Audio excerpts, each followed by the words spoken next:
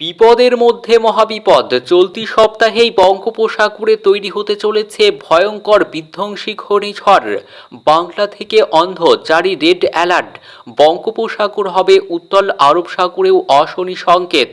তো চলতি সপ্তাহেই বঙ্গোপসাগরে কবে তৈরি হতে চলেছে এই ভয়ঙ্কর বিধ্বংসী ঘূর্ণিঝড় এবং কবে কখন কোন উপকূলে আছড়ে পড়বে এবং উপকূলে আছড়ে পড়ার সময় এই ঘূর্ণিঝড়ের সর্বোচ্চ গতিবেগ ঘন্টায় কত কিলোমিটার হতে পারে, এছাড়াও এই ঘূর্ণিঝড়ের কতটা প্রভাব পশ্চিমবঙ্গ বাংলাদেশের কোন কোন এলাকাগুলিতে পড়বে, কোন কোন এলাকাগুলিতে রয়েছে কতটা ক্ষয়ক্ষতির আশঙ্কা, কি বলছে আবহাওয়া দফতরের পূর্বাভাস, বিস্তারিত জানিয়ে দেব ভিডিওতে।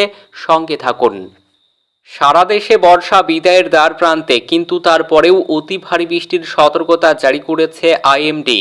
16ই অক্টোবর পর্যন্ত 10 রাজ্যে ভারী বৃষ্টির সতর্কতা জারি করেছে, যার কারণে অনেক এলাকায় ভারী বৃষ্টির সম্ভাবনা রয়েছে। এদিকে ফের উত্তাল বেড়েছে বঙ্গোপসাগর। লেটেস্ট ওয়েদার আপডেট অনুসারে ইতিমধ্যেই বঙ্গোপসাগরে নিম্নচাপে পরিণত হয়ে গেছে। নিম্নচাপটি ঘূর্ণিঝড়ে পরিণত হবে বলে সতর্কতা জারি করেছে আবহাওয়া দফতর। ঘূর্ণিঝড়ের কাছাকাছি আসার সঙ্গে সঙ্গে অন্ধ্রপ্রদেশের স্বরাষ্ট্রমন্ত্রী স্বরাষ্ট্র ও দুর্যোগ ব্যবস্থাপনা বিভাগের কর্মকর্তাদের সতর্ক থাকার নির্দেশ দিয়েছেন। সম্ভাব্য প্রভাবের জন্য প্রস্তুত থাকতে বলেছেন। বাপাতলা, প্রকাশম, নেলোর, কুর্নুল এবং নান্দিয়ালার মতো কয়েকটি জেলায় মাঝারি থেকে ভারী বৃষ্টির সম্ভাবনা রয়েছে। এই ঘূর্ণিঝড়ের প্রভাব পড়বে বাংলা থেকে বিহার পর্যন্ত।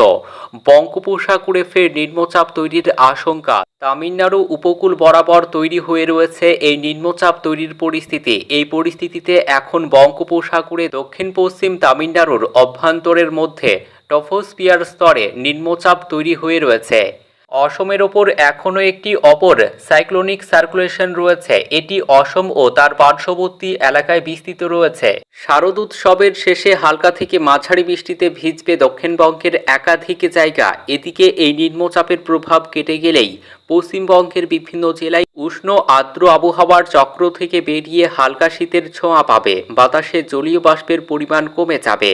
বঙ্গোপসাগর এবং আরব সাগরের ওপর দুটি ঘূর্ণিঝড় তৈরি হতে চলেছে। বঙ্গোপসাগর এবং আরব সাগরের ওপর দুটি আবহাওয়ার সিস্টেম। দেশের আবহাওয়ায় এবার দ্বিগুণ দুর্যোগের অশনি সংকেত। কি হতে চলেছে আগামী 2 থেকে 3 দিনে? বড় সতর্কতা জারি করল আইএমডি। ইতিমধ্যেই লাক্ষাদ্বীপ এবং তার সংলগ্ন দক্ষিণ পূর্ব আরব সাগরের ওপর একটি নিম্নচাপ এলাকা গঠনের বিষয়ে সতর্কতা জারি করেছে ভারতীয় মৌসুম ভবন আইএমডি। পূর্বাভাসে বলা হয়েছে, নতুন সিস্টেম আগামী 3 থেকে 4 দিনের মধ্যে আরব সাগরের ওপর একটি নিম্নচাপে পরিণত হবে বলে মনে করা হচ্ছে। সম্ভবত 13 ও 14ই অক্টোবরের মধ্যে সংঘটিত হবে নিম্নচাপ ক্ষেত্রেও। একই সঙ্গে দক্ষিণ পশ্চিম বঙ্গোপসাগর ও তার সংলগ্ন শ্রীলঙ্কায় আরও একটি ঘূর্ণাবর্ত তৈরি হচ্ছে। রিপোর্টে বলা হয়েছে, নিম্নচাপটি 14ই অক্টোবরের মধ্যে দক্ষিণ পশ্চিম বঙ্গোপসাগরের ওপর একটি নিম্নচাপ এলাকায় পরিণত হবে। সিস্টেমটি ভারতের পূর্ব উপকূল বরাবর অগ্রসর হয়ে সম্ভবত এটি নিম্নচাপে পরিণত হতে পারে এবং 16ই অক্টোবরের দিকে অন্ধ্রপ্রদেশে ল্যান্ডফল করতে পারে।